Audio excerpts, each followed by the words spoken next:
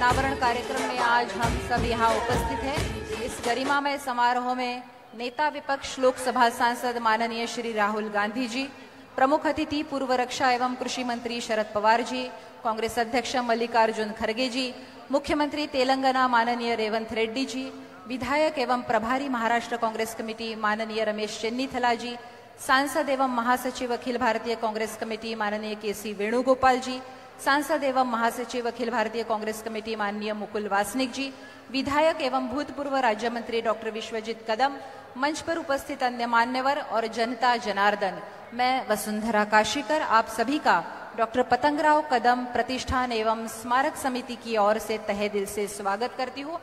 हमें मालूम है कि भारतीय संस्कृति के ऊपर भाष्य करने वाले 20वीं सदी के सबसे महान प्रवक्ता डॉक्टर सर्वपल्ली राधाकृष्णन, इनका जन्म दिवस हम 5 सितंबर शिक्षक दिन के रूप में मनाते हैं। मैं माननीय राहुल जी से अनुरोध करती हूँ कि वे डॉक्टर सर्वपल्ली राधाकृष्णन इनकी तस्वीर को अभिवादन करके कार्यक्रम की शुरुआत करें। 5 सितंबर डॉक्टर सर्वपल्ली राधाकृष्णन, भारत के भूतपूर्व राष्ट्रपति, इनका जन्म दिवस हम शिक्षक दिन के रूप में मनाते हैं। आदर्श गुरु करके वो पूरे विश्व में परिचित थे और उनके इसी गुण के कारण उन्हें राष्ट्रपति पद से नवाजा गया, सम्माना गया। मैं अनुरोध करती हूँ माननीय राहुल जी से, विश्वजीत कदम जी से, स्वागत नंतर। Next, only 4 people will speak. Nana Patole, then Sharad Pawar, Kharge ji and Rahul ji. Okay, बड़ा साहब तार में ये नहीं। We'll coordinate, sir. We'll coordinate. We'll coordinate. Only 4 people. Sure. Nana Patole. Vishwajeet Kadam, स्वागत। नाना पटोले। मैं यहाँ इस बात का जिक्र करना चाहती हूँ कि डॉक्टर पतंगराव कदम जी ने अपने जीवन की शुरुआत जो है वो शिक्षक के तौर पर की। पूना में रैत शिक्षा संस्था के साधना विद्यालय में उन्होंने पार्ट टाइम टीचर की नौकरी की थी और पूरे जीवन भर वह शिक्षक के रूप में सक्रिय रहे, कार्यरत रहे। माननीय राहुल गांधी जी, शरद पवार जी, मल्लिकार्जुन खड़गे जी, डॉक्टर सर्वपल्ली राधाकृष्णन, इनकी तस्वीर को अभिवादन करते हुए रविंद्रनाथ टैगोर जी के शिष्य, रविंद्रनाथ टैगोर जी के शिष्य थे डॉक्टर सर्वपल्ली राधाकृष्णन। पुष्प अर्पण कर अभिवादन किया है माननीय राहुल गांधी जी ने, मल्लिकार्जुन खड़गे जी ने डॉक्टर राधाकृष्णन जी की तस्वीर का। भारतीय संस्कृति के ऊपर भाष्य करने वाले 20वीं सदी के सबसे महान प्रवक्ता, इनका जन्मदिन मनाया जाता है शिक्षक दिन के रूप में। उच्च विद्या विभूषित विनयशील एवं सुसंस्कृत नेता डॉक्टर विश्वजीत कदम जमीन से जुड़े हुए नेता है, मैदान में उतरकर काम करने वाले नेता है। अकाल, बाढ़ और कोरोना काल में वो पूरी ताकत के साथ जनता के साथ खड़े रहे। मैं अनुरोध करती हूँ विश्वजीत जी से कि वे प्रास्ताविक करें।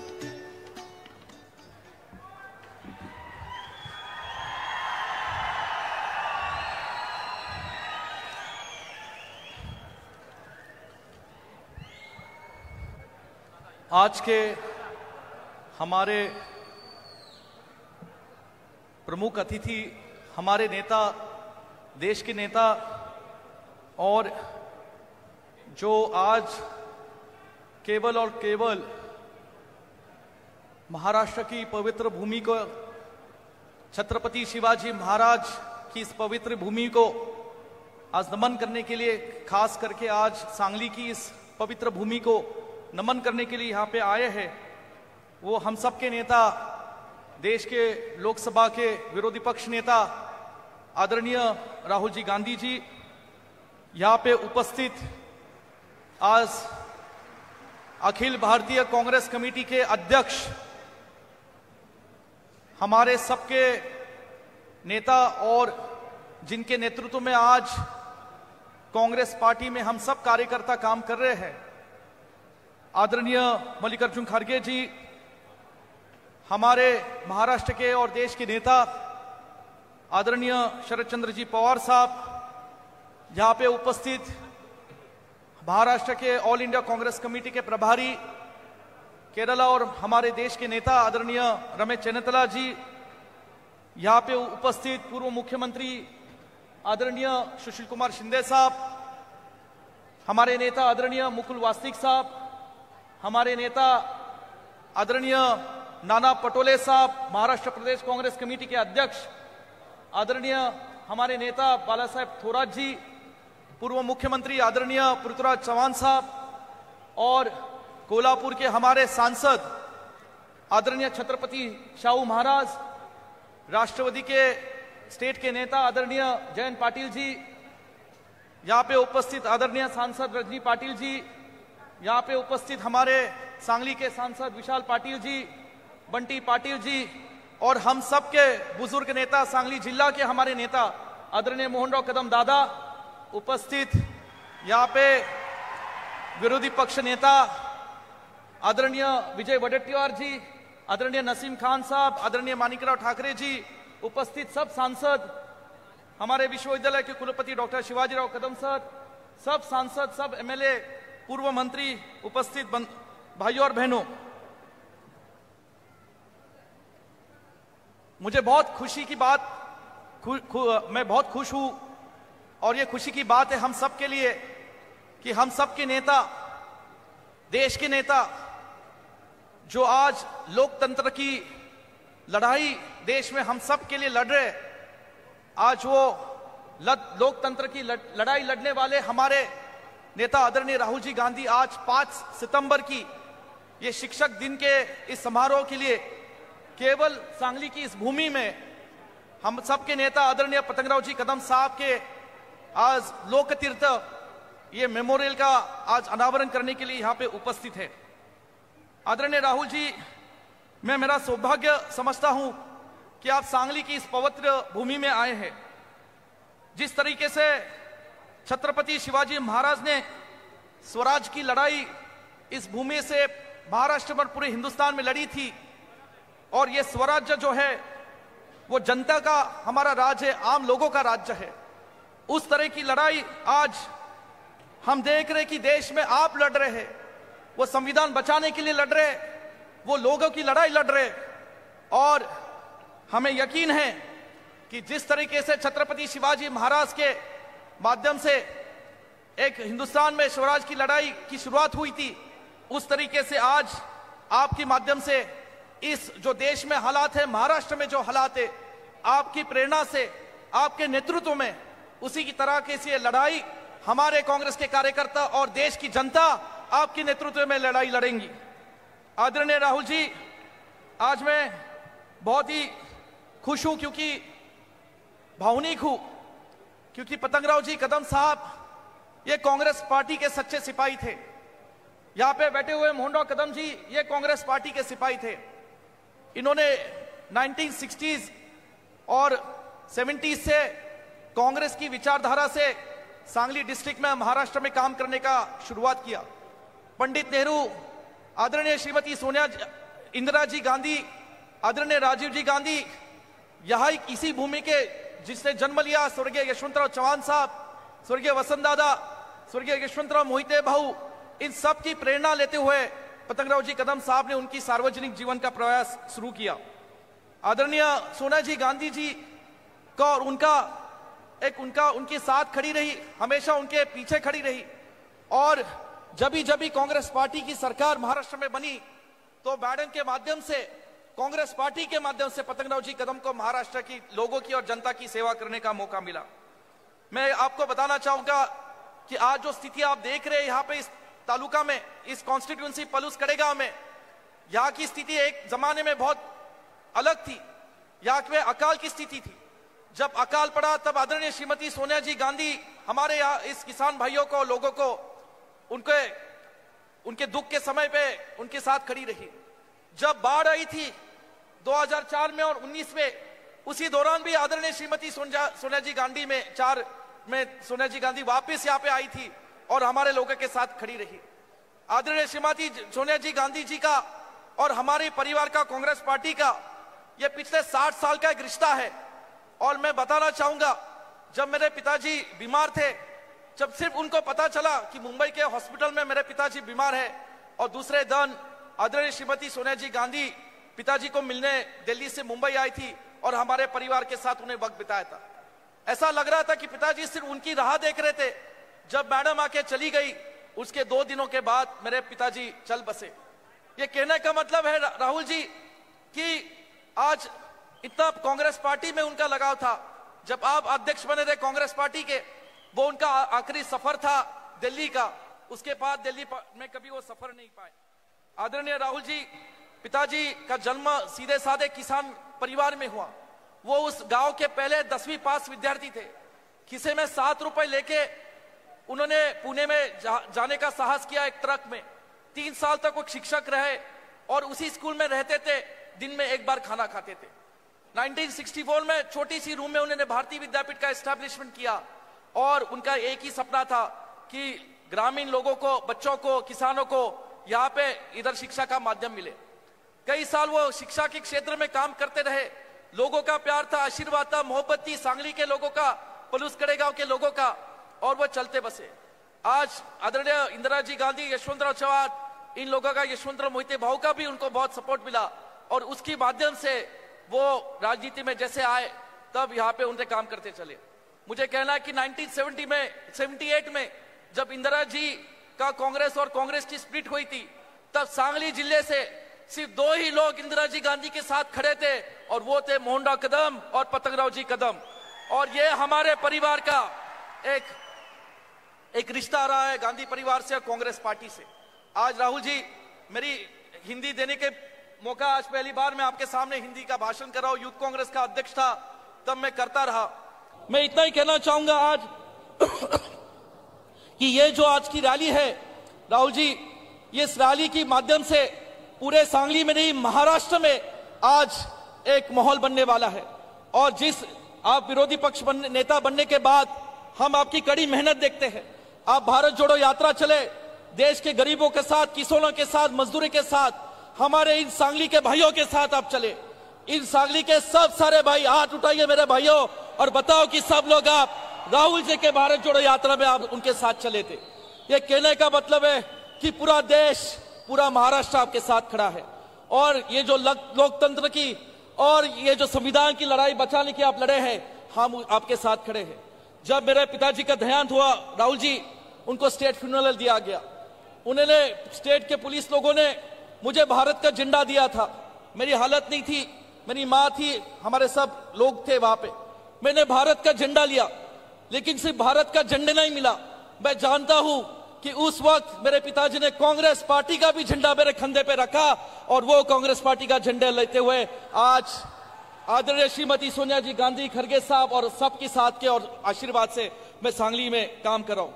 मैं राहुल जी ज्यादा वक्त नहीं लेना चाहूंगा, मैं इतना ही कहना चाहूंगा, आज यहाँ पे सगळे तुम्ही आज मोठ्या संख्येने उपस्थित राहिलात। मी तुमच्या मनापासून आभार मानतो, हात जोडून मी तुमचे आभार मानतो की आज तुम्ही खरंच पतंगराव कदम साहेबांनी जे काम 50 वर्ष उभं केलं, जे शिक्षण क्षेत्रात उभं केलं, सार्वजनिक जीवनात उभं केलं, या महाराष्ट्रातल्या गोरगरिबांना, शेतकऱ्यांना, कष्टकऱ्यांना जे त्यांनी त्यांच्या जीवनामध्ये आधार देण्याचं काम केलं, आरोग्य क्षेत्र असेल, कृषी सिंचन, ताकारी टेंबूच्या माध्यमातून असेल, या जिल्ह्याला जो त्यांनी आधार दिला, हा जिल्हा जो महाराष्ट्रात आणि हिंदुस्थानावर त्यांनी झळकवला, आज त्याची खरं पोचपावती तुम्ही सगळ्यांनी इथं दिलेली आहे। आदरणीय राहुल जी, जितने लोग यहाँ पे बैठे हैं उतने से कई सारे रास्ते पे खड़े, वो सिर्फ आपको देखने आए हैं, आपको सुनने आए हैं कि सब लोग जानते हैं कि महाराष्ट्र का भविष्य और देश का भविष्य सिर्फ आप कर सकते हैं। आपका बहुत बहुत धन्यवाद। हमारे सब नेतागण आज यहाँ पे, मैं आदरणीय खड़गे साहब का भी धन्यवाद देना चाहूंगा जो हमारे साथ हमेशा हमारे साथ रहे, परिवार के साथ रहे। उनका मार्गदर्शन पिताजी को भी था और पूरे आज कांग्रेस पार्टी को और मुझे एक यूथ कांग्रेस के कार्यकर्ता के रूप से मिल रहा है। आदरणीय पवार साहब, ये हमारे पिताजी के साथ और भारतीय विद्यापीठ और ये कॉन्स्टिट्यूशन के साथ, मेरे कदम फैमिली के साथ हमेशा रहे। आदरणीय सुशील कुमार शिंदे जी, रमेश चन्नेतला साहब और आदरणीय नाना पटोले जी और थोरात साहब, ये सब नेताओं का बहुत बहुत शुक्रिया मैं कहना चाहूंगा क्योंकि पिताजी जाने के बाद इन सब नेताओं ने बहुत मुझे संभाला। थोरात साहब और नाना पटोले साहब, शिंदे साहब ने मुझे संभाला, सब नेताओं ने मुझे आधार दिया, बंटी पाटिल जी ने दिया, और ये सब नेताओं ने मुझे यहाँ पे आज ऐसी यहाँ पे लोगों की सेवा करने की ताकत दी। आज ये जो भीड़ है ये पूरी कांग्रेस पार्टी और यहाँ पे आपको गांधी फैमिली और पद्मनाभ जी कदम साहब को प्यार करने वाली भीड़ है। आप इस भीड़ को नमन करने के लिए यहाँ पे इस भावना को आज रखने के लिए आज बड़ी यहाँ पे आए, मैं बहुत बहुत धन्यवाद तुमच्या सगळ्यांचे। आज मी खूप म्हणजे तुमचे ज्या गोष्टीची आपण आतुरतेने वाट पाहत होतो, मी तुमचे खूप मनापासून आभार मानतो। खूप खूप प्रेम तुम्ही सगळ्यांनी साहेबांवर केलं, हेच प्रेम मला द्या। मी शपथ घेतो आज माझ्या वडिलांची की या पलूसकडे गावच्या महाराष्ट्र आणि सांगलीच्या लोकांची साहेबांच्या विचारावर आणि काँग्रेस पक्षाच्या विचारावर मी सेवा करत राहील, एवढंच आज या ठिकाणी सांगतो आणि माझे मनोगत थांबवतो। जय हिंद, जय महाराष्ट्र।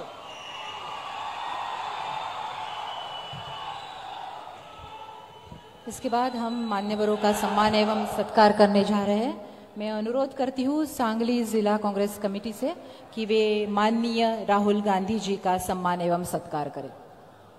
सांगली जिल्हा काँग्रेस कमिटीच्या तर्फे माननीय लोकसभेचे विरोधी पक्ष नेता राहुल गांधी यांचा सत्कार आणि सन्मान आपण आता करणार आहोत। कृषी व संरक्षण मंत्री माननीय खासदार शरदचंद्रजी पवार यांचा सत्कार डॉक्टर विश्वजीत कदम करतील अशी मी त्यांना विनंती करते। माजी कृषी व संरक्षण मंत्री भारत सरकार शरदचंद्रजी पवार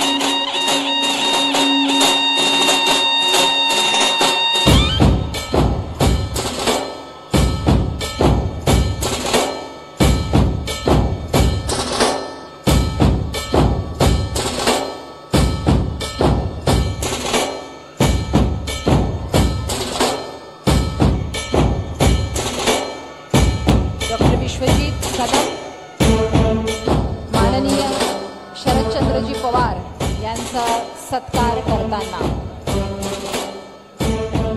यानंतर आपण भारती विद्यापीठाच्या मातोश्री बयाबाई श्रीपतराव कदम महाविद्यालयामध्ये क्रांतीबाई सावित्रीबाई फुले क्रांतीज्योती सावित्रीबाई फुले ग्रंथालय नामकरण करणार आहोत। मी विनंती करेन माननीय मल्लिकार्जुन खरगे यांना की त्यांनी क्रांतीज्योती सावित्रीबाई फुले हे ग्रंथालयाचं नामकरण तसंच पुण्यश्लोक अहिल्यादेवी होळकर क्रीडागृहाचं नामकरण रिमोट दाबून करावं।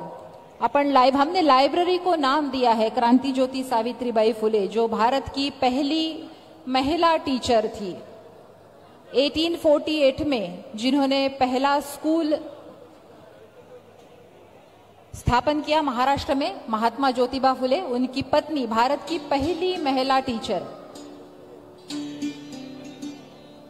खरगे सरांच्या हस्ते रिमोट दाबून क्रांतीज्योती सावित्रीबाई फुले ग्रंथालयाचं नामकरण आणि क्रीडागृहाचं पुण्यश्लोक अहिल्यादेवी होळकर हे नामकरण झालेलं आहे। 1848 ला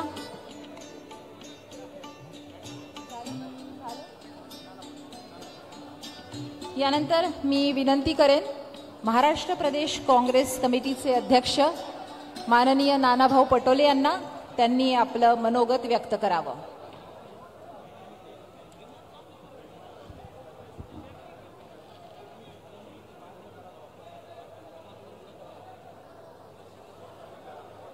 आपल्या भागातील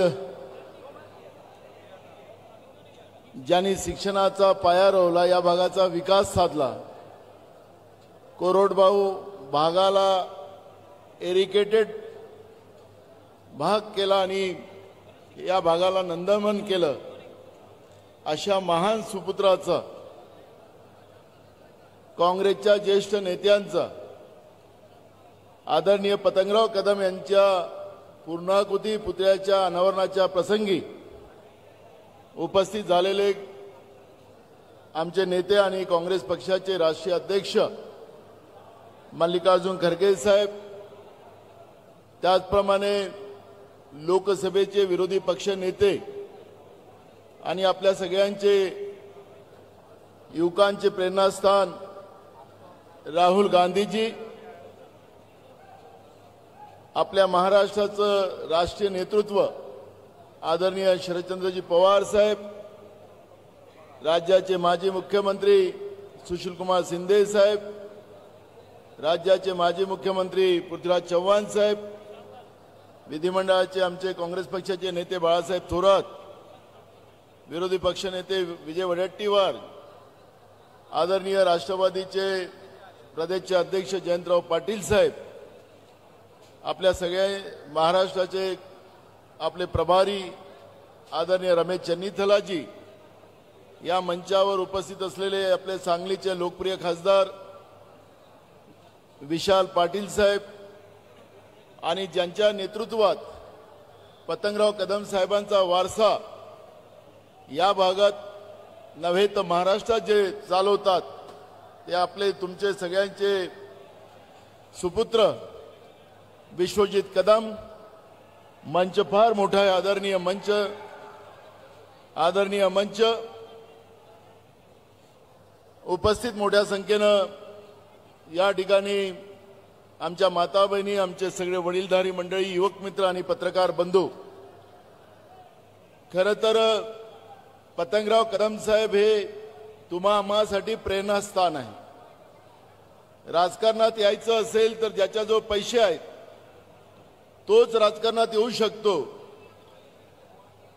खरं तर पतंगराव कदम साहेबांचा इतिहास आपण पाहिला तर सर्वसामान्य कुटुंबामध्ये जन्माला आलेला आणि आपल्या लोकांच्या आशीर्वादानं आणि आपल्या कर्तृत्वानं मोठं होणारं महाराष्ट्रातलं कुठलं नेतृत्व असेल तर ते पतंगराव कदम साहेब आहे. या भागामध्ये म्हणजे ज्यावेळेस त्यांचं नेतृत्व सुरू झालं त्यावेळेस हा सगळा भाग विरान होता. आरोग्याच्या सोयी नव्हत्या, शिक्षणाच्या सोयी नव्हत्या, शेतीला पाणी नव्हतं आणि हळूवार या भागाचा सर्वांगीण विकास करण्याचा एक संकल्प पतंगराव कदम साहेबांनी आपल्या आशीर्वादाने सुरू केला. आणि आज महाराष्ट्रातला सगळ्यात चांगला प्रगत अगर कुठला भाग असेल तर पलूस कडेगाव आहे असं म्हटलं तर वावगं ठरणार नाही. आणि म्हणून या महान व्यक्तिमत्वाच्या पूर्णाकृती पुतळ्याच्या अनावरणाला आम्हा सगळ्यांना उपस्थित राहण्याचा योग आला. मी आयोजकांचं मनापासून धन्यवाद देतो. या ठिकाणी मी जास्त न बोलता आदरणीय विश्वजित कदम, विशाल पाटील आणि त्यांच्या सगळ्या चमूला मी शुभेच्छा देतो. आणि पुढचा काळ या भागातलं नेतृत्व आपल्या कर्तृत्वाने मोठं व्हावं अशी सदिच्छा देतो आणि माझे 2 शब्द पूर्ण करतो. धन्यवाद.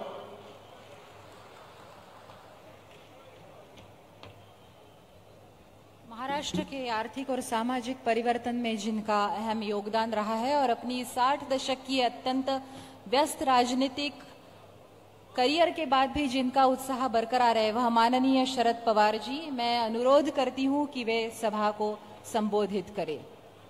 माननीय शरद पवार जी, भूतपूर्व कृषि एवं रक्षा मंत्री, भारत सरकार.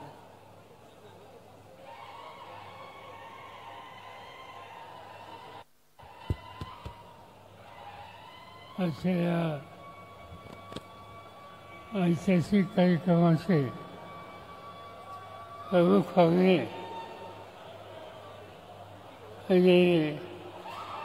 कांग्रेस पक्षाचे अध्यक्ष,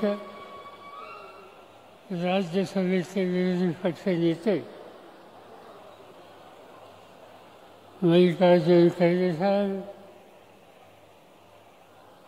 कांग्रेस पक्षाचे नेते आणि देशाच्या लोकसभेचे विरोधी पक्षाचे नेते श्री राजीव गांधी, महाराष्ट्राचे माजी मुख्यमंत्री सुशीलकुमार शिंदे, पृथ्वीराज चव्हाण, व्यासपीठावर असलेले सर्व मान्यवर, हा सोहळा आयोजित करण्याच्यासाठी ज्यांनी अतिशय कष्ट घेतले हे महाराष्ट्राच्या तरुण पिढीचे नेते विश्वजित कदम, व्यासपीठाचे सगळे मान्यवर आणि उपस्थित सहकारी बंधू भगिनी, आजचा दिवस या ठिकाणी आल्याच्या नंतर महाराष्ट्राच्या कानाकोपऱ्यातून सार्वजनिक जीवनामध्ये काम करणाऱ्या महत्त्वाच्या मान्यवरांची उपस्थिती आज कडेगावांनी या परिस्थितीमध्ये आहे आणि त्याचं महत्त्वाचं कारण डॉक्टर पतंगरावजी कदम यांचं अखंड स्मरण व्हावं यासाठी पुतळ्याचं अनावरण आणि अन्य कार्यक्रम आज या ठिकाणी आयोजित केलेले होते. हा एकेकाळचा जुना सातारा सांगली असा हा जिल्हा. सातारा आणि सांगली या जिल्ह्यानं महाराष्ट्राचा इतिहास घडवला. आपण यशवंतराव चव्हाणांची आठवण करतो. चव्हाण साहेबांचा जन्म याच प्रांगणामध्ये झाला. स्वातंत्र्याच्या नंतर आणि स्वातंत्र्य संग्रामामध्ये झोकून देण्याच्या संबंधीची भूमिका घेणारे वसंतदादा पाटील त्यांचंही स्मरण आपल्याला या जिल्ह्याचा स्वातंत्र्याचा इतिहासाचा उल्लेख करायचा म्हणल्यावर या ठिकाणी करावा लागतो. क्रांतिसिंह नाना पाटील की ब्रिटिशांना सरोखर फरक करून दाखवण्याच्या संबंधीचं शौर्य ज्यांनी दाखवलं त्यांचंही स्मरण आपल्याला करावं लागेल.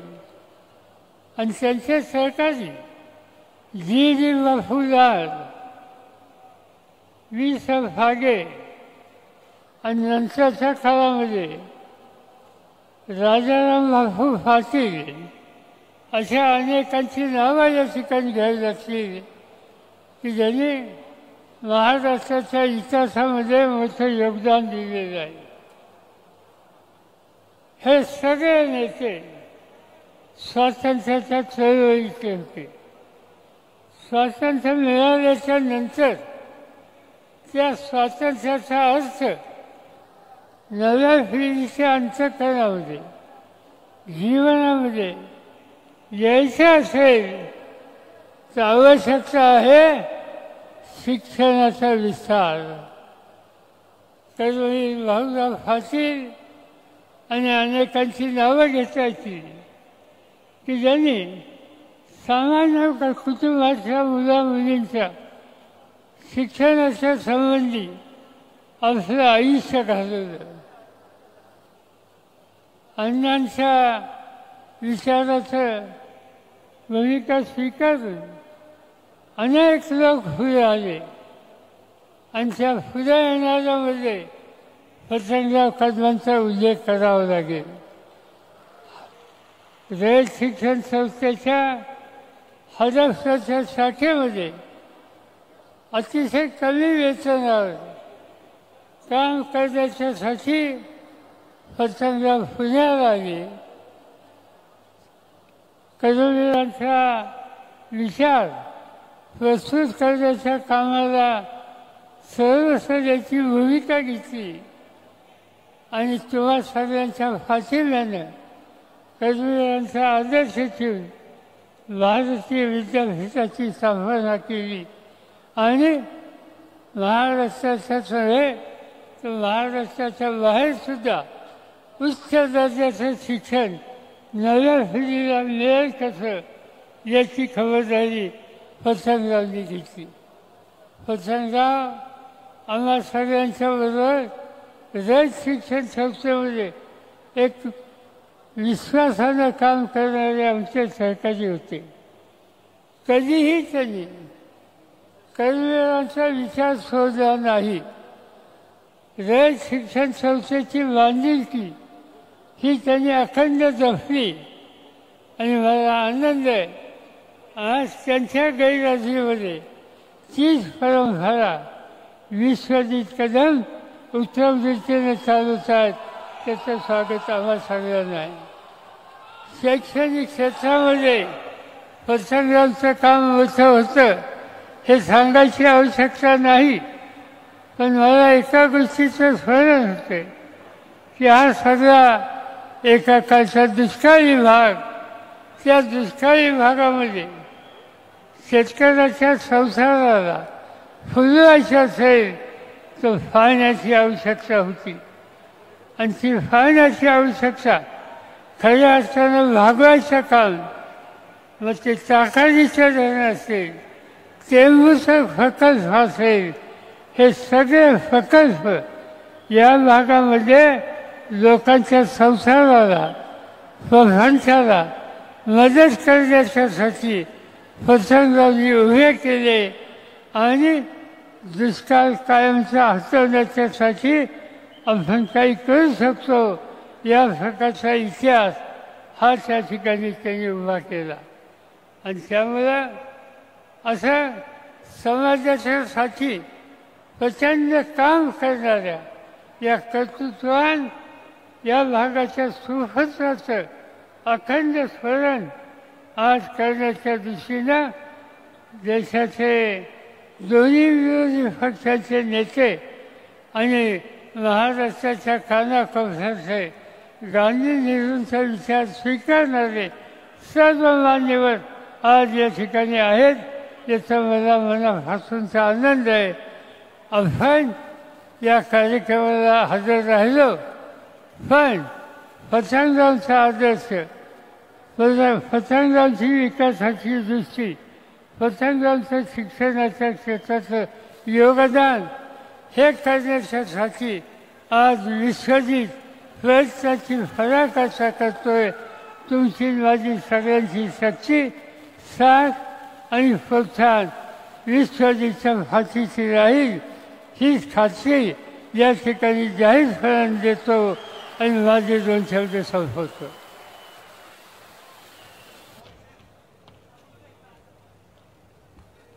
इस देश की संसद में अपनी गरिमामय उपस्थिति से माहौल को सबसे ज्यादा धरती पर लाने वाले व्यक्ति मल्लिकार्जुन खड़गे, आजादी के बाद के भारत का चलता फिरता दस्तावेज खड़गे जी है. मैं अनुरोध करती हूं माननीय मल्लिकार्जुन खड़गे जी से कि वे सभा को संबोधित करें. अखिल भारतीय कांग्रेस के अध्यक्ष माननीय मल्लिकार्जुन खड़गे जी.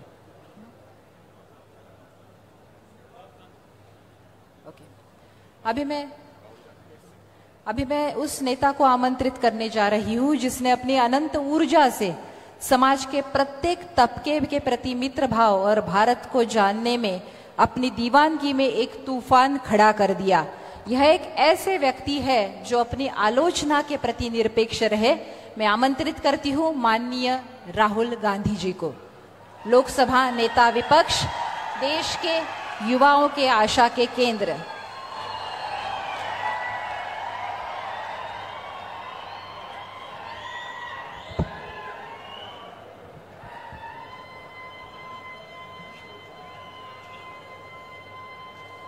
खारगे जी, शरद पवार जी, रमेश चेन्नीथाला जी, नाना पटोले जी, थोराट जी, वडेट्टीवार जी, सतेज बंटी पाटिल जी, विशाल पाटिल जी, विश्वजीत कदम जी, स्टेज पे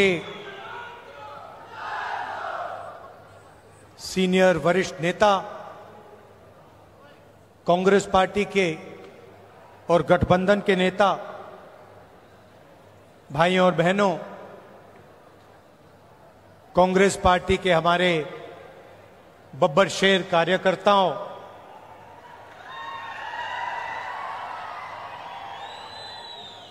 आपने सबको डरा रखा है, बीजेपी वालों को, और प्रेस के हमारे मित्रों, आप सबका यहां बहुत बहुत स्वागत, नमस्कार। आज यहां आकर मुझे बहुत खुशी हो रही है।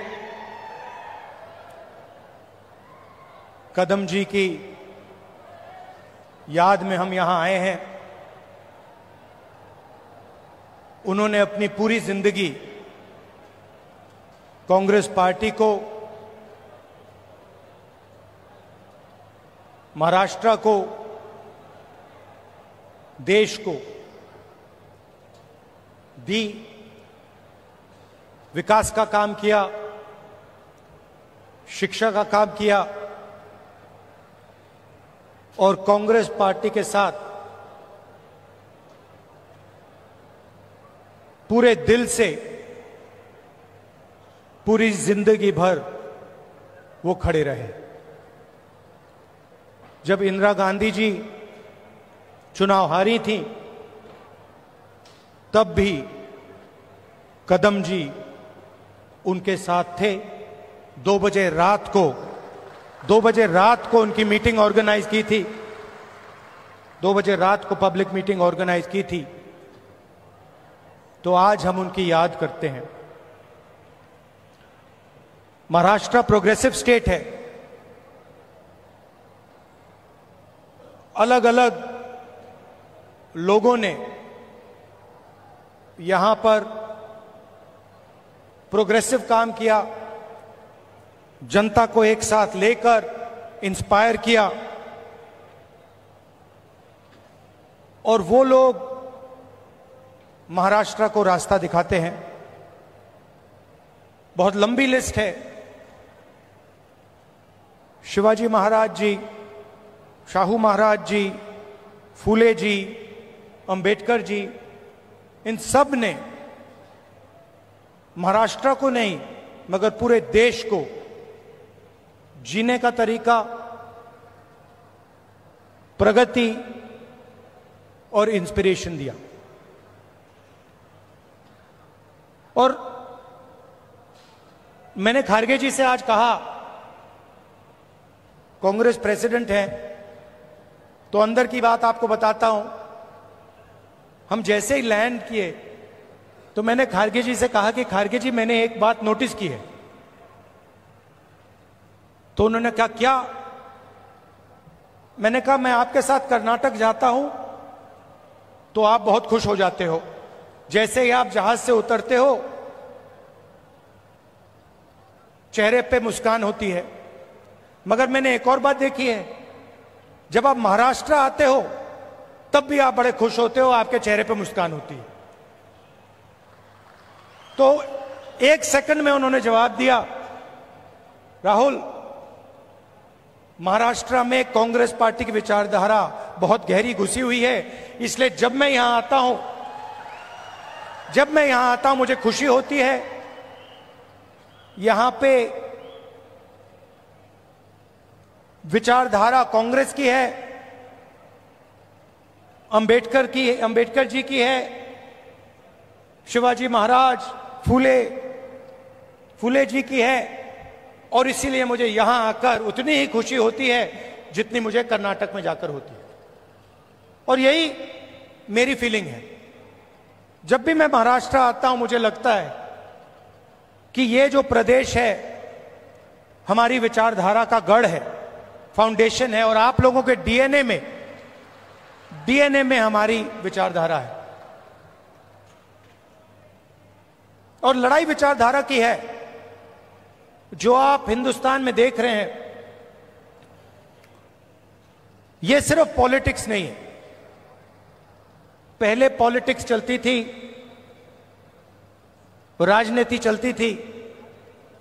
आज हिंदुस्तान में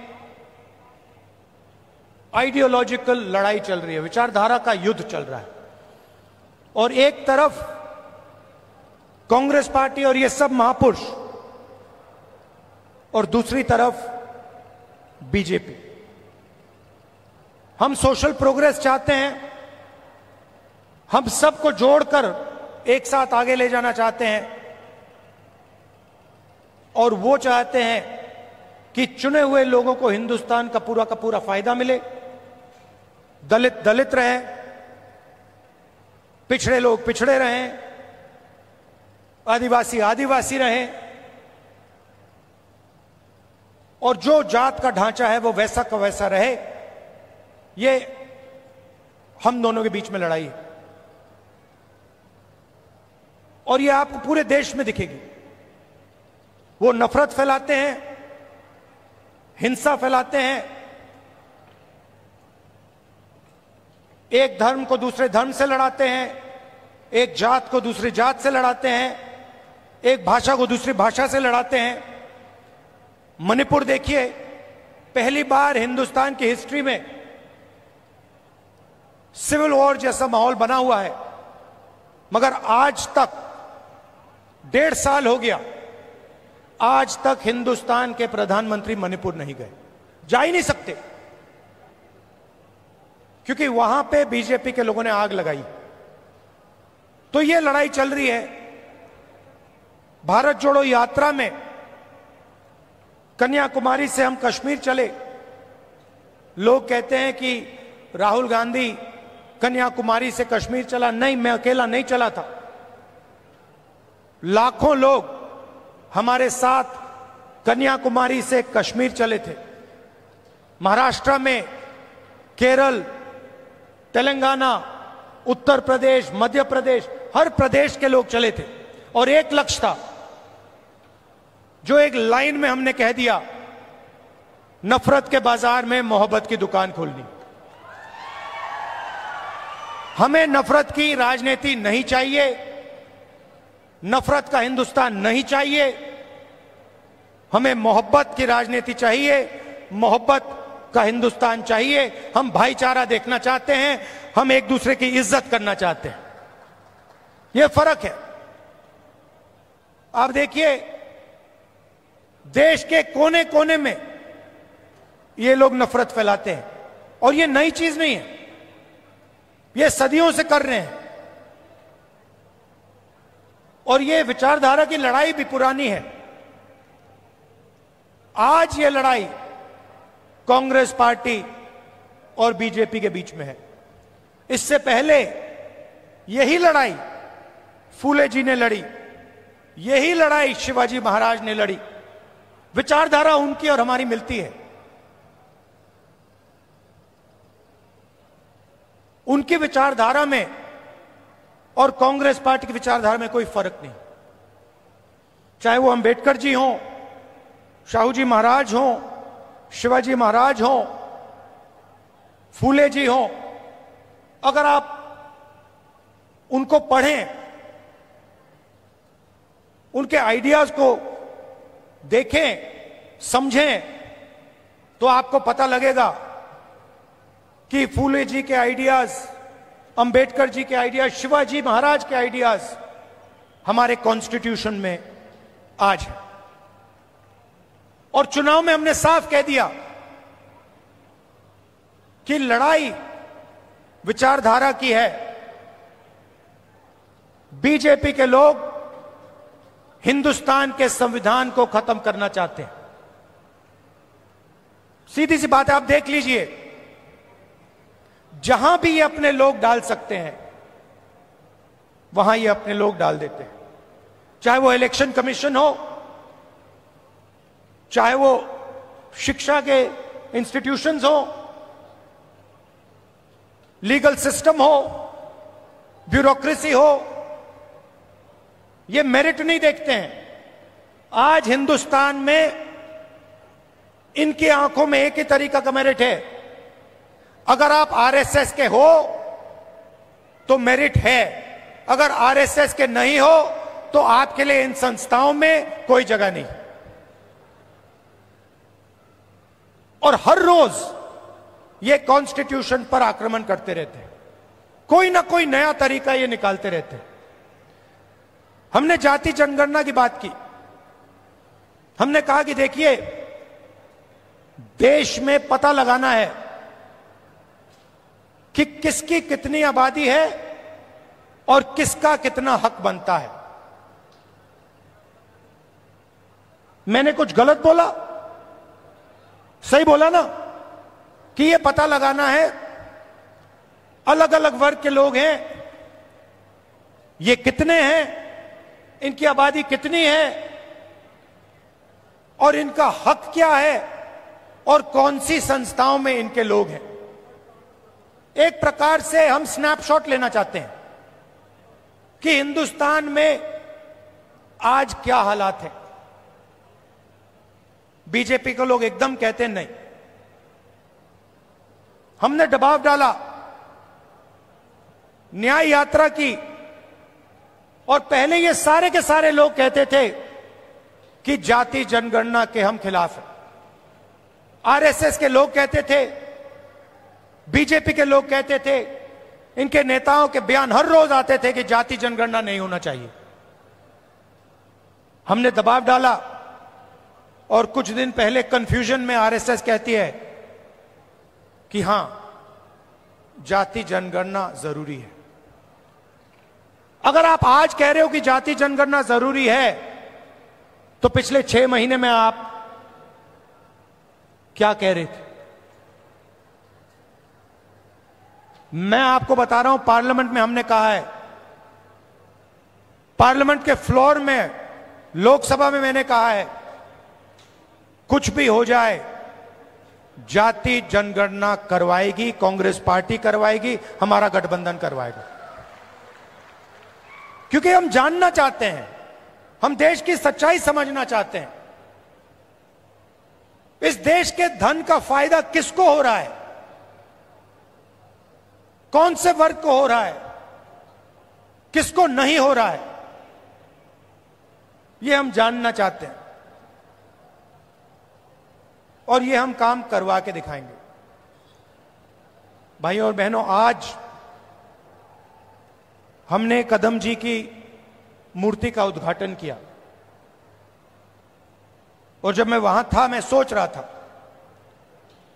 कि कदम जी ने 60 साल आपके साथ काम किया,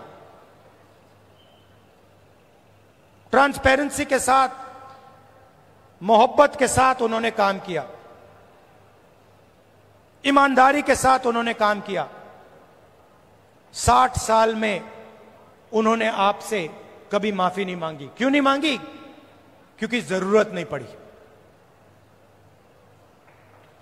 यह सच्चाई है। माफी वही मांगता है जो गलत काम करता है। जिसने गलती ही नहीं की, उसको माफी किस चीज की मांगनी है? यहां कुछ ही दिन पहले शिवाजी महाराज की मूर्ति बनाई गई और मैंने अखबार में पढ़ा कि प्रधानमंत्री ने कहा, मैं शिवाजी महाराज से माफी मांगता हूं। अब मैं ये समझना चाहता हूं, प्रधानमंत्री जी ने किस कारण माफी मांगी? अलग अलग कारण हो सकते हैं। पहला कारण हो सकता है कि ये जो मूर्ति थी, इसका कॉन्ट्रैक्ट आरएसएस के एक व्यक्ति को दी गई। पहला कारण यह हो सकता है। शायद प्रधानमंत्री जी कह रहे हैं कि नहीं, मैंने गलती की, मुझे ये कॉन्ट्रैक्ट आरएसएस के व्यक्ति को नहीं देनी थी, ये मुझे कॉन्ट्रैक्ट मेरिट पे देना था। शायद वो गलती हो सकती है। दूसरी गलती हो सकती है कि मूर्ति के बनने में भ्रष्टाचार हुआ, चोरी हुई। शायद प्रधानमंत्री इसके लिए माफी मांग रहे हैं कि मैंने जिसको कॉन्ट्रैक्ट दिलवाया उसने भ्रष्टाचार किया, महाराष्ट्र के लोगों से चोरी की, यह कारण हो सकता है। तीसरा कारण हो सकता है कि आपने शिवाजी महाराज की मूर्ति बनाई, उनकी याद में आपने मूर्ति बनाई और आपने इतना भी ध्यान नहीं दिया कि वो मूर्ति खड़ी रहे। मैं आपको गारंटी देता हूं, कदम जी की जो मूर्ति बनी है ना, आप यहां 50, 60, 70 साल बाद आ जाइए, यहां आपको दिखेगी।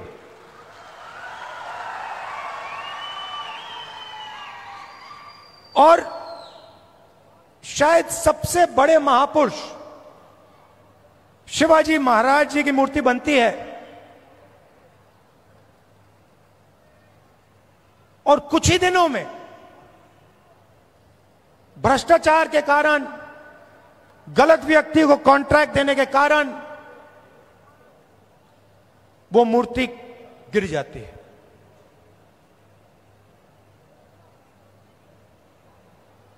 शिवाजी महाराज का अपमान किया है और प्रधानमंत्री को सिर्फ शिवाजी महाराज से माफी नहीं मांगनी चाहिए। अगर माफी मांग रहे हैं तो महाराष्ट्र के हर व्यक्ति से माफी मांगनी चाहिए और प्रधानमंत्री जी को यह भी समझाना चाहिए कि आप सिर्फ 2 लोगों की सरकार क्यों चलाते हो। जहां भी हम देखते हैं बड़े से बड़े कॉन्ट्रैक्ट अदानी और अंबानी जी को मिलते हैं। मैंने पार्लियामेंट में भाषण दिया। पार्लियामेंट में किसी का नाम लिया जा सकता है, मगर पहली बार मुझे कहा गया कि पार्लियामेंट हाउस में अपने भाषण में मैं अदानी और अंबानी का नाम नहीं ले सकता हूं। तो फिर मैंने कहा ठीक है भैया, आप चाहते हो कि मैं ना लूं, मुझे कुछ ना कुछ तो कहना पड़ेगा। अगर अंबानी अदानी नहीं चाहते हैं तो मैं कुछ और कह देता हूं। तो मैंने उनका नया नाम बनाया है A1 और A2। पूरा का पूरा काम A1 और A2 का हो रहा है। प्रधानमंत्री जी ने इसके लिए माफी किसी से नहीं मांगी।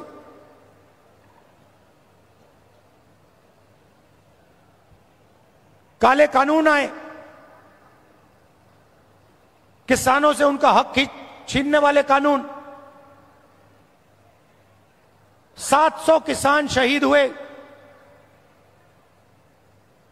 हमने पार्लियामेंट में कहा कि 2 मिनट इनके लिए मौन रखा जाए। हमें कहा जाता है नहीं, ये शहीद नहीं है।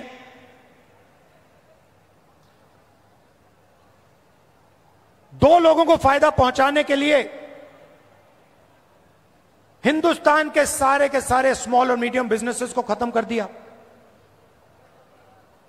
जो लोग इस देश को रोजगार देते हैं उनको नोटबंदी से, गलत जीएसटी से आपने खत्म कर दिया। अरबपतियों का रास्ता खोलने के लिए उनसे भी आप माफी मांगिए, नोटबंदी की माफी मांगिए, गलत जीएसटी की माफी मांगिए। और नतीजा क्या है कि आज अगर युवा रोजगार चाहता है, सिर्फ महाराष्ट्र में नहीं, पूरे देश में कहीं भी अगर रोजगार चाहता है, उसे रोजगार नहीं मिल सकता। क्यों? क्योंकि जो कंपनियां उसे रोजगार देती थी, जो छोटी कंपनी थी, मिडिल साइज कंपनी थी, वो सब बंद हो गई, खत्म हो गई। भाइयों और बहनों, अंबानी और अदानी इस देश को रोजगार नहीं दे सकते हैं। रोजगार कौन दे सकता है? रोजगार छोटे बिजनेस वाले दे सकते हैं, रोजगार मीडियम साइज बिजनेस वाले दे सकते हैं, जो छोटी फैक्ट्रियां चलाते हैं, मिडिल साइज फैक्ट्रियां चलाते हैं, जो चीजें बनाते हैं, ये लोग दे सकते हैं। आज हिंदुस्तान में नया मॉडल है। चाइना का माल आता है, वही 10-12 अरबपति उस माल को बेचते हैं। आप मोबाइल फोन के पीछे देख लीजिए मेड इन चाइना, शर्ट के पीछे देख लीजिए मेड इन बांग्लादेश, जूते के नीचे देखिए made in Vietnam, made in Maharashtra, made in India, आपको कहीं नहीं दिख सकता। और ये सारा का सारा माल ये अरबपति बेचते हैं। नुकसान किसका होता है? हिंदुस्तान के युवाओं का होता है। हिंदुस्तान के जो छोटे बिजनेस हैं, मिडिल साइज बिजनेस हैं, जो चाइना का मुकाबला कर सकते हैं, उनका होता है। फायदा किसका होता है? नरेंद्र मोदी जी की मार्केटिंग होती है, अदानी और अंबानी जी का फायदा होता है। और दो हिंदुस्तान बन रहे हैं, एक अरबपतियों का उसमें 20-25 लोग हैं, और दूसरा मजदूरों का, किसानों का, बेरोजगार युवाओं का। भाइयों और बहनों, 16 लाख करोड़ रुपए, 16 लाख करोड़ रुपए नरेंद्र मोदी जी ने इन 20-25 लोगों का कर्जा माफ किया है। किसानों का आज तक कर्जा माफ नहीं किया है। हमने 70,000 करोड़ रुपए किया था जब हमारी सरकार थी। आप सोचो, 70,000 करोड़ रुपए से हिंदुस्तान के सारे किसानों का कर्जा माफ किया था। इन्होंने 16 लाख करोड़ रुपए 22-25 लोगों को दिया है। ये हमारी लड़ाई है। हम चाहते हैं कि एक हिंदुस्तान हो। अगर बैंक के दरवाजे अरबपतियों के लिए खुले हैं, तो बैंक के दरवाजे किसानों के लिए, मजदूरों के लिए, युवाओं के लिए खुले होने चाहिए। अगर उनका 16 लाख करोड़ रुपए माफ हो रहा है, तो फिर गरीबों का भी 16 लाख करोड़ रुपए माफ होना चाहिए। और अगर गरीबों का 16 लाख करोड़ रुपए माफ नहीं हो रहा है, तो फिर उनका नहीं होना चाहिए। हम सिर्फ न्याय की बात कर रहे हैं। और यही लड़ाई महाराष्ट्र में है। आप यहां का इंफ्रास्ट्रक्चर देखिए, यहां बेरोजगारी देखिए। Thank you. बेरोजगारी देखिए, हर एरिया में आपको भ्रष्टाचार दिखेगा। जहां भी आप देखोगे सड़क बनती है, भ्रष्टाचार, सरकारी भ्रष्टाचार से बनी है, सरकारी चोरी करके बनी है, सरकारी एमएलएस को पैसा बन के दे के बनी है। ये बीजेपी की सरकार नहीं है, ये आपकी सरकार थी। इसको तोड़कर चोरी करके ले गए ये लोग। तो जहां भी आप देखोगे आपको भ्रष्टाचार मिलेगा। बाहर के लोग यहां आकर आपके कॉन्ट्रैक्ट ले जाते हैं, दूसरे स्टेट के लोग यहां आकर आपसे कॉन्ट्रैक्ट छीन जाते हैं। ये हम बदलना चाहते हैं। और मैं जानता हूं कि आप सब कांग्रेस पार्टी के कार्यकर्ता, मोहब्बत की दुकान वाले कार्यकर्ता, बब्बर शेर, मैं जानता हूं कि यहां पे आप महाराष्ट्र की सरकार लाने जा रहे हो। अपना खून पसीना देकर महाराष्ट्र की जनता की सरकार, किसानों की सरकार, बेरोजगार युवाओं की, मजदूरों की सरकार, हर वर्ग की सरकार आप लाने जा रहे हो। जहां भी आपको मेरी जरूरत होगी मैं आ जाऊंगा। आपको सिर्फ ऑर्डर देना है कि राहुल आपको यहां आना है, यहां आना है, यहां आना है, मैं हाजिर हो जाऊंगा। अंत में मैं आप सबको दिल से धन्यवाद देता हूं कि आप यहां आए, इतने प्यार से आपने मेरी बात सुनी। धन्यवाद, नमस्कार, जय हिंद।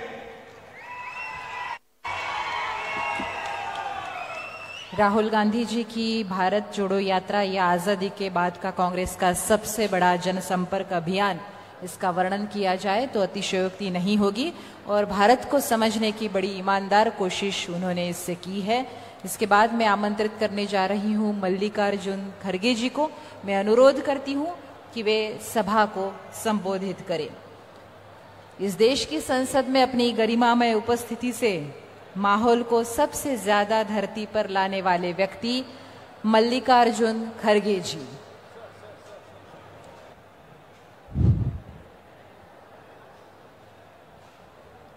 इस मंच पर बैठे हुए अपोजिशन पार्टी के नेता,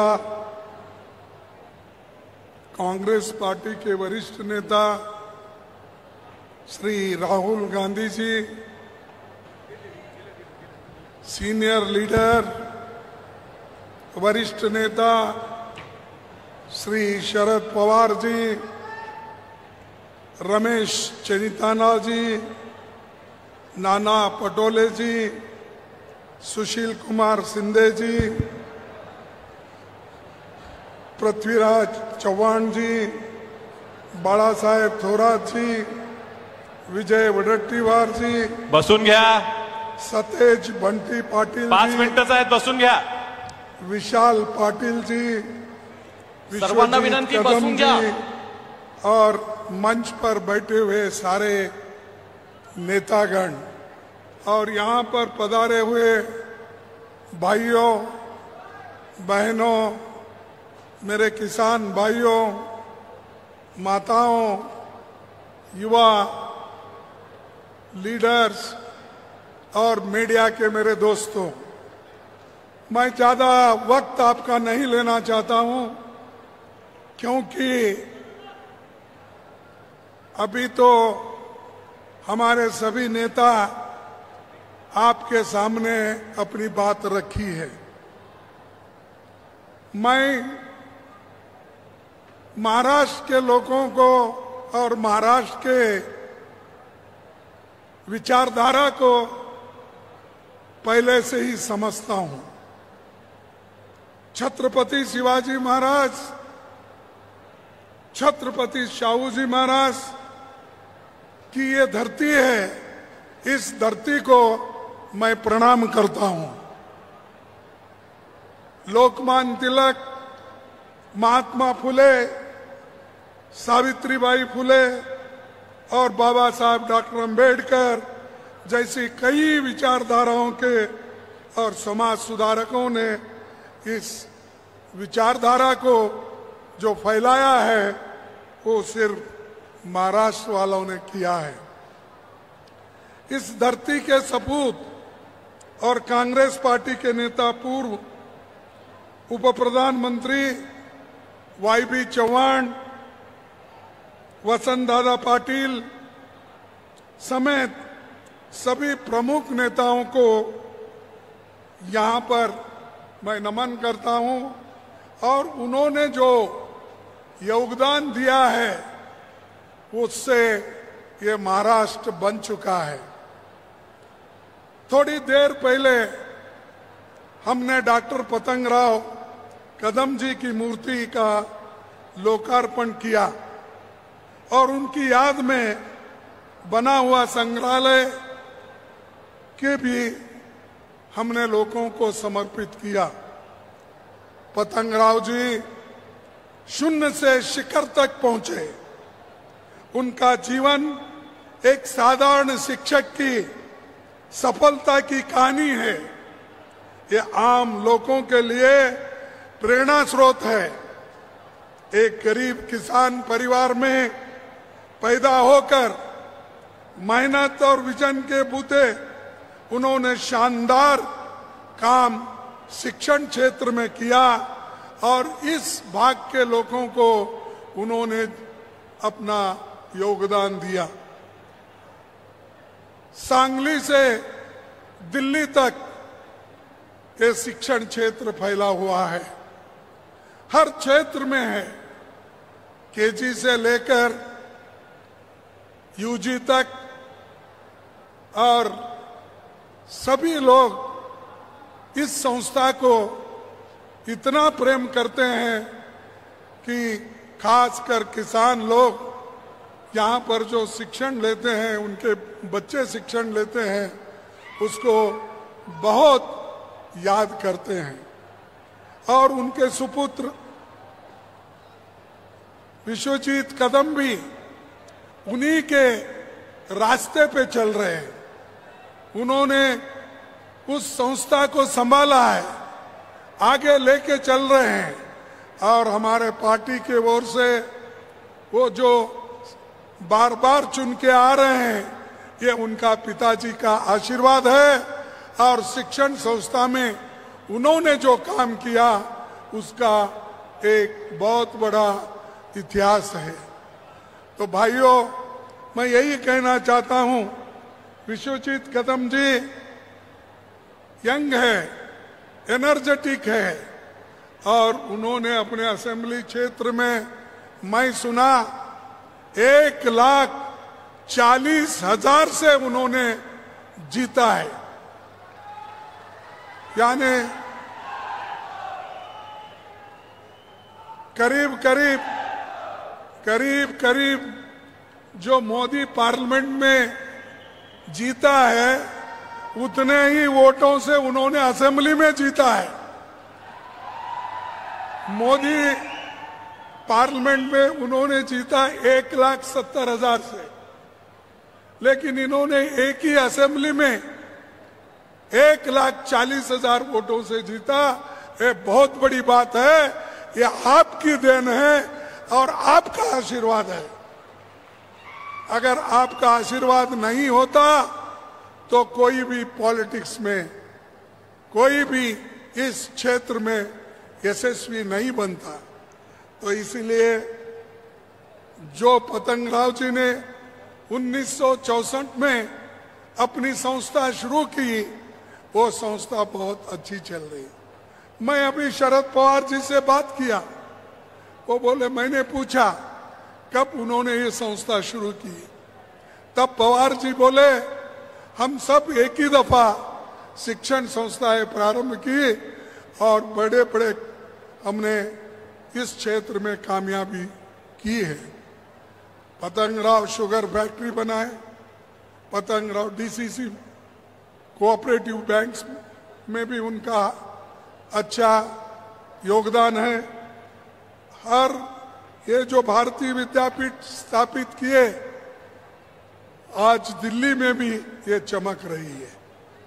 इसीलिए उन्होंने मिनिस्टर बनके इरिगेशन में काम किया, सिंचाई में, कोऑपरेशन में काम किया, ग्रामीण विकास में, इंडस्ट्री में, हर क्षेत्र में उन्होंने अपनी योगदान दी है।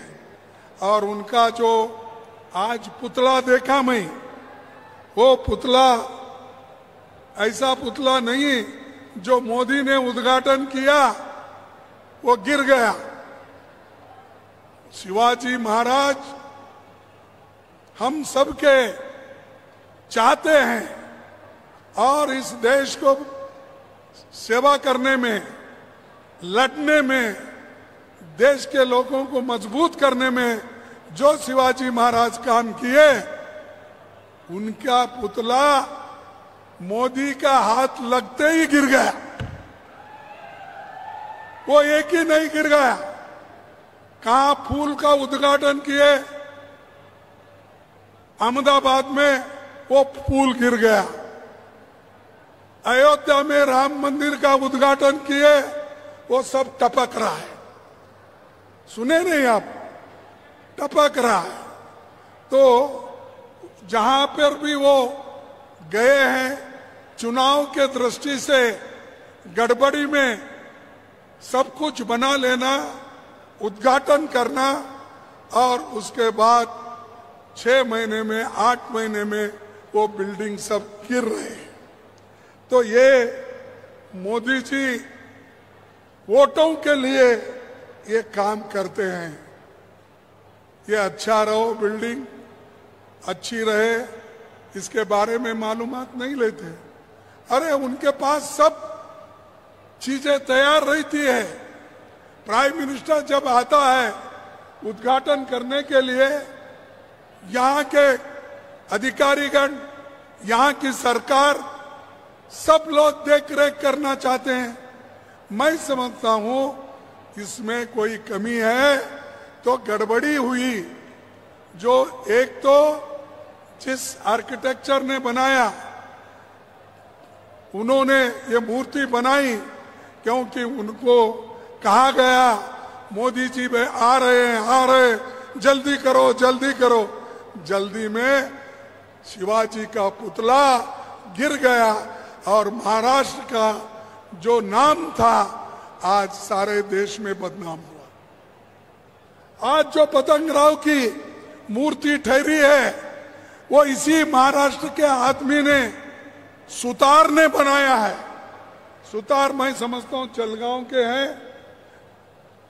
इधर के ही है, मराठवाड़ा के। उन्होंने बनाया, एक मूर्ति नहीं, पार्लियामेंट में जितने मूर्तियां आज ठहरे हुए हैं वो सभी मूर्ति महाराष्ट्र के एक कर्ता धर्ता ने, सुतार ने बनाया है। मजबूत है, 50 साल से 60 साल से मूर्तियां हैं। लेकिन यहां आरएसएस के लोग जोश में आकर बनाए, लेकिन ठीक नहीं बनने की वजह से आज पूरा महाराष्ट्र का अपमान और देश का भी अपमान हो रहा है। भाइयों, मैं और एक बात आपको बनाना चाहता हूं। एजुकेशन में आरएसएस अपना हाथ फैला रही है, सिलेबस चेंज कर रही है और संविधान को भी हटाना चाहती है। संविधान को हम हटाना नहीं चाहिए, हाँ, उसका मजबूत, हम संविधान को मजबूत रखने के लिए हम काम करेंगे। राहुल गांधी जी ने तो बीड़ा उठाया, संविधान को हम बचाएंगे, संविधान की रक्षा करेंगे, ये कहकर उन्होंने सारे देश में दौरा किया और संविधान को बचाने के लिए उन्होंने जो काम किया, आज गठबंधन की मेजॉरिटी नजदीक आ गई। अगर 20 सीट हमको मिलते तो मोदी सरकार आपको दिखती नहीं थी। ये मैं इसलिए बोल रहा हूं, आपके हाथ में है संविधान को बचाना, संविधान को निकालना, ये आपके हाथ में है। मोदी और आरएसएस ये तो इसको निकालना चाहते हैं संविधान को। बाबा साहब अंबेडकर बनाया हुआ संविधान को खत्म करना चाहते हैं। वो चाहते हैं, इससे पहले भी जब संविधान बना तब दिल्ली में, नागपुर में इन्होंने ये कहा कि ये जो भारत का संविधान बाबा साहब अंबेडकर ने जो बनाया है, वो बाबा साहब नहीं कहते थे, अंबेडकर ने जो बनाया है वो ठीक नहीं है। मनुस्मृति में जो कानून है, जो चीजें विचारधारा है, ये संविधान में नहीं है। इसीलिए इस संविधान को हम नहीं मानते। ये कहा, तुम देखिए, पढ़िए। और मेरे को ताजुब होता है कि महाराष्ट्र की विचारधारा, अरे ये फुले की विचारधारा है या अंबेडकर की विचारधारा है, छत्रपति शिवाजी महाराज की विचारधारा है, इसको आप भूल रहे हो और उनको पनपने दे रहे हो महाराष्ट्र में बीजेपी के नाम से। और जो सही शिवसेना कौन सी है, परसों इलेक्शन में आप देखे हैं, सही शिवसेना हमारे आघाड़ी के साथ है, सही एनसीपी शरद पवार के साथ है, ये सब सही लोग हमारे साथ है, नकली लोग उधर है। इसीलिए आपको सोच समझ के इस पार्लियामेंट, इस असेंबली इलेक्शन में आप पूरा महाराष्ट्र विकास आघाड़ी को मदद करना चाहिए, उसको लाना चाहिए, तभी देश की सुरक्षा हो सकती है। हम हमारे लिए नहीं कर रहे, ये देश के संविधान को बचाने के लिए, आप सबके हकूक को बचाने के लिए। बहुत लोग नहीं जानते, क्या यहाँ के बहुत से लोग आजादी के पहले वोटर थे? मुझे जवाब दो, आप वोटर थे आजादी के पहले? क्या 18 साल के बच्चे वोटर थे? मुझे बताओ। 21 साल वाले थे, वो भी वोटर थे? नहीं। जब संविधान आया, बाबा साहब अम्बेडकर, पंडित जवाहरलाल नेहरू और कॉन्स्टिट्यूंट असेंबली के लोग मिलकर तुमको आजाद वोटिंग दिलाई। स्त्री को, पुरुष को, नौजवानों को, सबको अगर वोटिंग का अधिकार मिला, ये कांग्रेस के वजह से मिला और ये बाबा साहब अम्बेडकर के संविधान, नेहरू जी की सोच, इसके वजह से मिला। कम से कम ये तो सोच लीजिए। लेकिन आज जो लोग संविधान को विरोध किए, उनके हाथ में सत्ता आपने सौंपी है। ये काम किसने किया? ये मोदी ने किया। तोड़ फोड़ का काम कौन कर सकते हैं सिवाय मोदी के? सबको तोड़ने का। महाराष्ट्र में तोड़े, इससे पहले कर्नाटक तोड़े, गोवा तोड़े, मणिपुर तोड़े, सब जगह तोड़ दिए। लेकिन लोग आज मजबूत है। पुरोगामी विचारधारा को आप सपोर्ट करो। अगर पुरोगामी विचारधारा को सपोर्ट नहीं करेंगे, तुम्हारा शिक्षण संस्था नहीं रहेंगे, शुगर फैक्ट्री नहीं रहेंगे, कोऑपरेटिव फैक्ट्री नहीं रहेंगे। शाह ने कोऑपरेटिव मंत्री बन गया इस देश में। मैं पहले कई बार कहता था कि जो होम मिनिस्टर रहता है वो कभी कोऑपरेटिव डिपार्टमेंट नहीं लिया। सुशील कुमार सिंधे यहाँ बैठे हैं, वो होम मिनिस्टर थे, क्या उनके साथ ये कोऑपरेटिव डिपार्टमेंट था? इससे पहले अनेक लोग थे, कोई भी नहीं लिया। इन्होंने इसलिए लिया कि शुगर फैक्ट्रियों के तोड़ना, शुगर फैक्ट्रियों के लोगों को दबाना और डीसीसी बैंक को दबाना, और जो नोटबंदी हुई, उस नोटबंदी के काले पैसे सफेद करने के लिए ये कोऑपरेटिव बैंकों का उपयोग किया गया।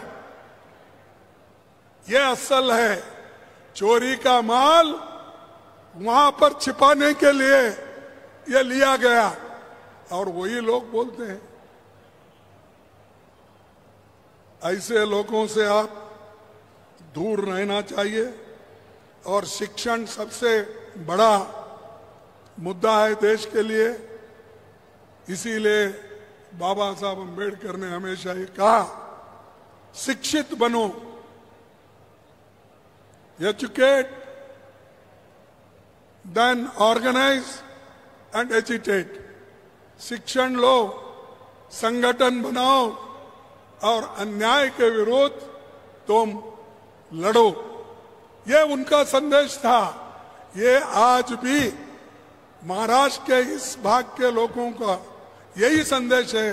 हर बच्चे को पढ़ा रहे, इंजीनियरिंग, मेडिकल, पैरामेडिकल, सब चीजें यहाँ पर कोल्हापुर हो और हमारे सांगली हो, सातारा हो, या अपने पुणे हो, बारामती हो, ये सब एजुकेशनल इंस्टीट्यूशन के लिए आगे बढ़े। तो इसलिए आप लोग, हमारे सारे साथी, इसको याद रखिए। और मैं फुले की एक बात आपके सामने रखूंगा। साथियों, आज तो शिक्षक दिवस है, मनाया जाता है।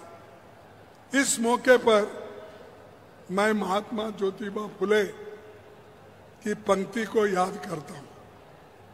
विद्ये विना मती गेली।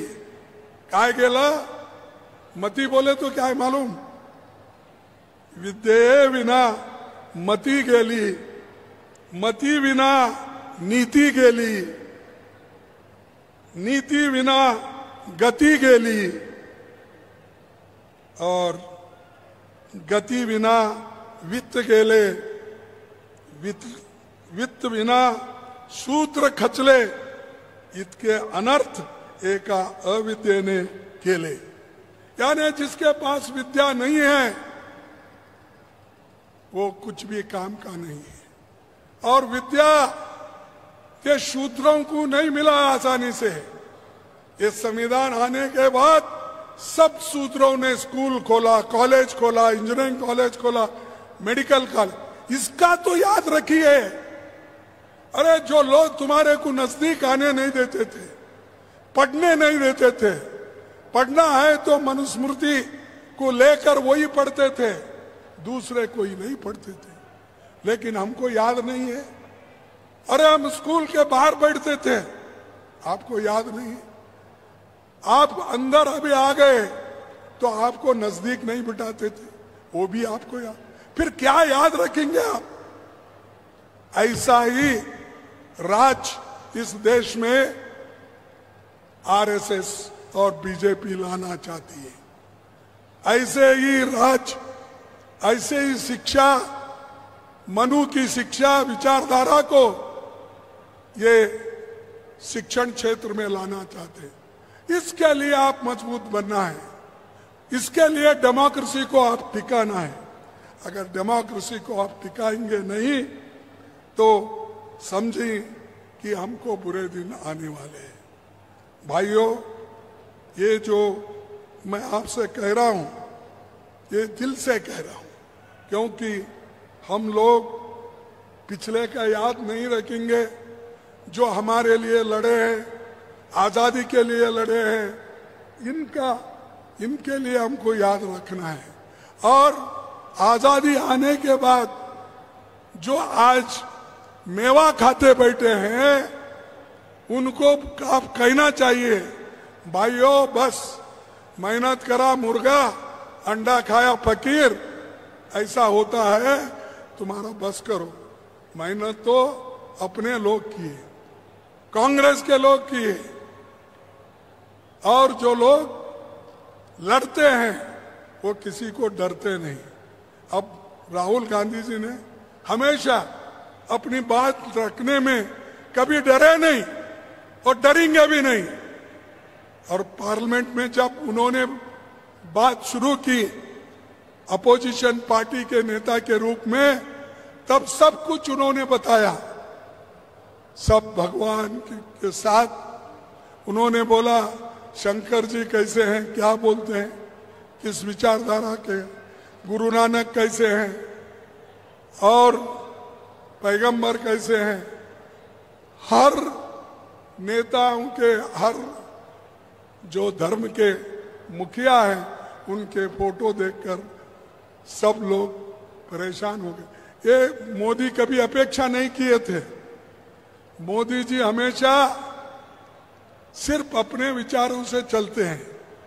कैसा दबाना, ईडी में कैसा दबाना, सीबीआई लेकर कैसा दबाना, विजिलेंस को लेकर कैसा करना, ये काम मोदी करते हैं। मैं एक बार पेपर में देखा कि मुझे मालूम नहीं, शाह और मोदी को क्या प्रेम हमारे शरद पवार जी के ऊपर आया मालूम नहीं। एकदम उन्होंने उनको भी पूछा नहीं, सीधा उन्होंने झट प्लस सिक्योरिटी का अनाउंस कर दिया। अरे जब जरूरत थी उस वक्त तुमने नहीं दिया, अब तो लोग उनका संरक्षण करने के लिए तैयार है, अब झट सिक्योरिटी तुम्हारी चाहिए नहीं। तुम्हारा झट सिक्योरिटी तुम रख लो। वही शरद पवार जी ने कहा, अब जरूरी नहीं, मैं लेने वाला नहीं। तो ये अपने लिए कुछ ना कुछ करने के लिए दूसरों को कुछ उनको भी हमने दिया, क्योंकि वो डर रहे हैं। जब आदमी डरता है तो उनको सिक्योरिटी की बहुत जरूरत होती है। अब आपको मालूम है, बहुत घमंड के साथ हमेशा मोदी जी फिरते थे, बोलते थे एक अकेला मोदी सबको भारी। सुना नहीं है? नहीं सुने? अरे क्या भाई, इतने लोग बैठे, मोदी का पार्लियामेंट में जो कहा वो नहीं सुने आपने।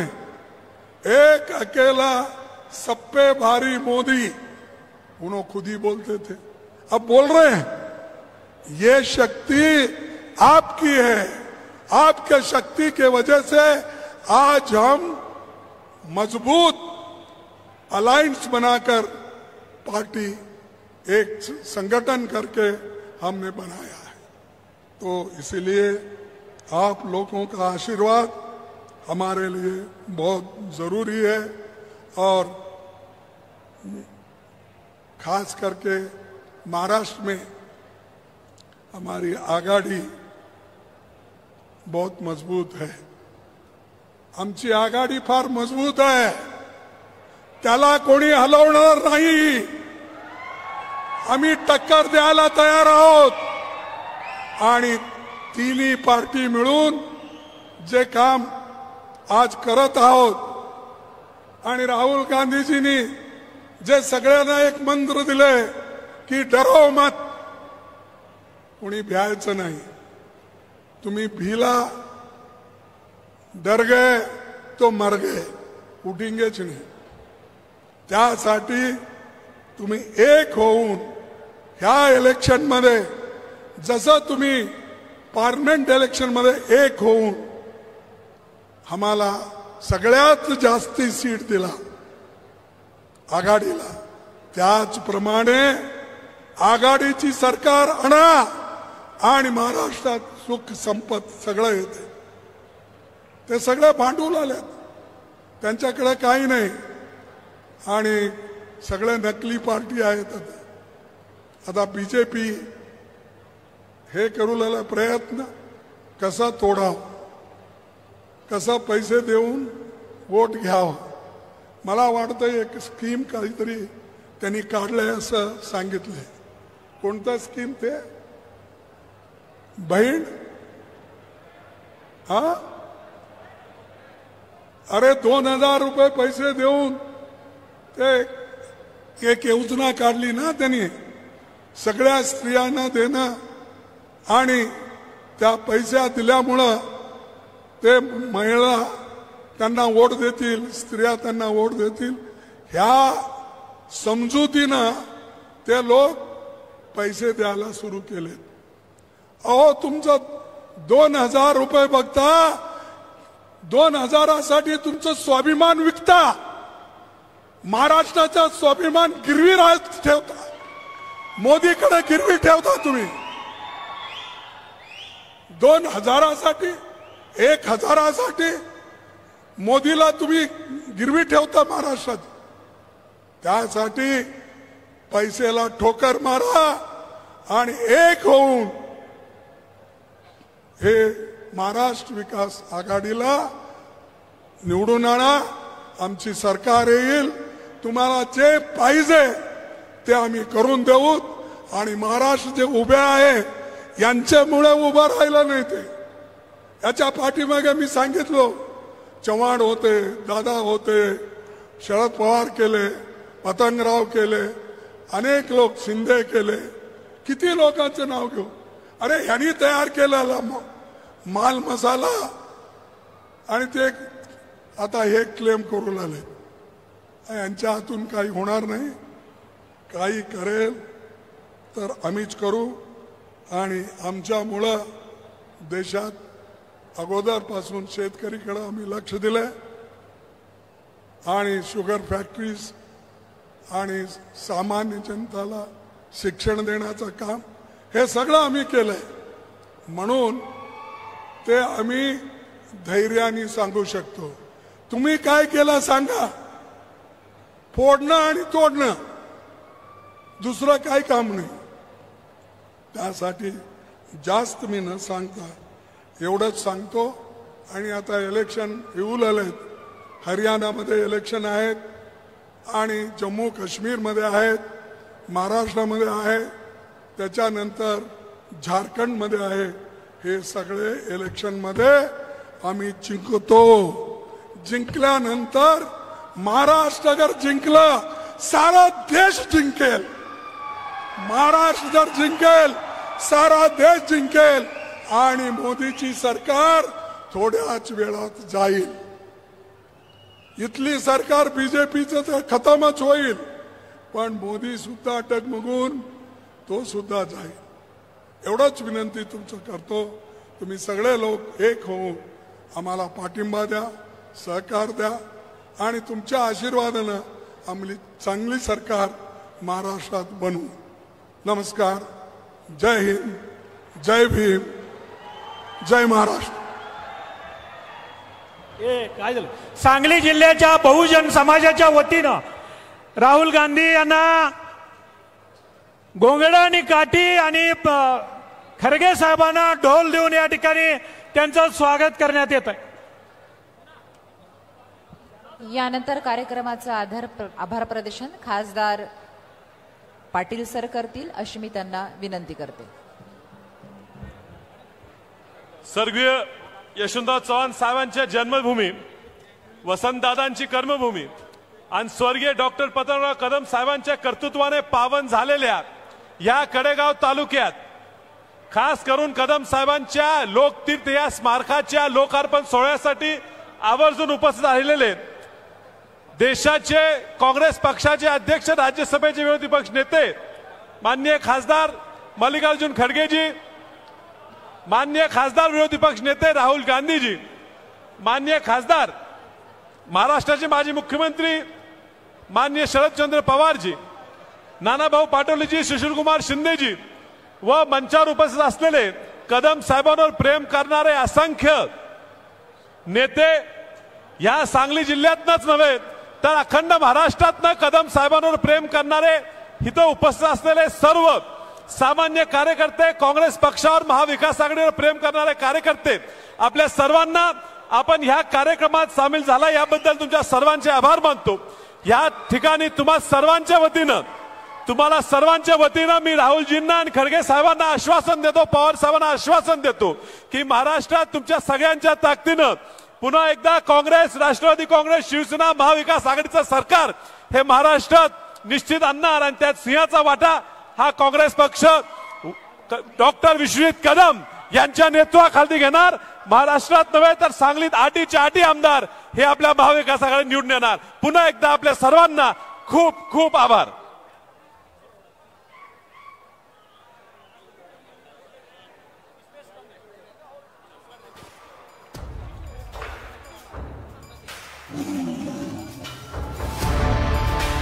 आला रे